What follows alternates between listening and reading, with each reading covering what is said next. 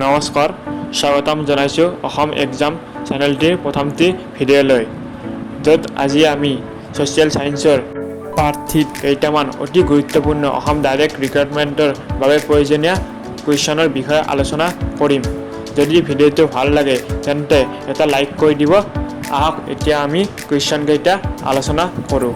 Question number 1, Where did Mahavir die? মহাবীৰৰ মৃত্যু ক'ত হৈছিল?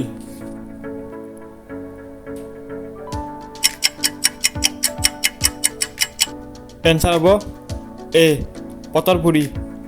Question number 2, When was Mahavir born? মহাবীৰৰ জন্ম কেতিয়া হৈছিল?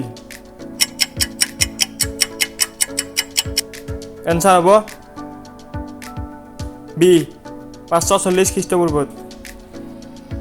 Question number 3, Where did the Buddha receive divine knowledge? বুদ্ধদেৱে দিব্যজ্ঞান ক'ত লাভ কৰিছিল? এনসাৰ হব এ বুদ্ধগয়াত। Question number 4, Where was the Buddha born? বুদ্ধদেৱৰ জন্ম ক'ত হৈছিল?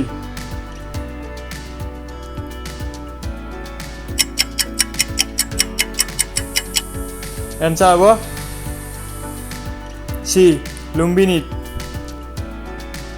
Question number 5, Where did Buddha die? বুদ্ধদেৱৰ মৃত্যু ক'ত হৈছিল?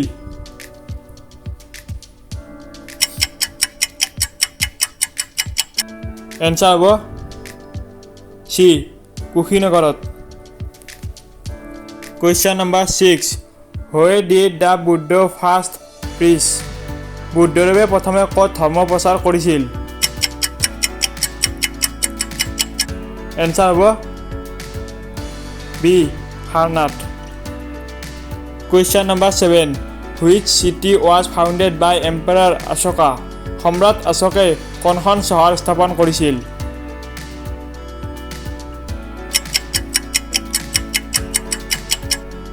এনসাৰ হব A Kalinga. Question number 8, Who is the author of the book Indica? Indica নামৰ গ্ৰন্থৰ ৰচক কোন?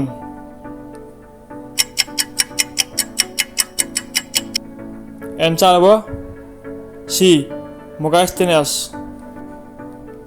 Question number 9, Where is the oldest column? আটাইতকৈ পুৰণি স্তম্ভ ক'ত আছে? এনসাৰ হব বি সাৰনাথত। Question number 10, What is the Triratna of Buddhism? বুদ্ধ ধৰ্মৰ ত্ৰিৰত্ন কি? এনসাৰ হব সি শংখ ধৰ্ম নিৰ্বাণ। ভিডিঅ'টো শেষলৈকে চোৱাৰ বাবে ধন্যবাদ। লগতে এনেকুৱা প্ৰশ্নসমূহ পাই থাকিবলৈ চেনেলটো ছাবস্ক্ৰাইব কৰি ল'ব। জয় অসম।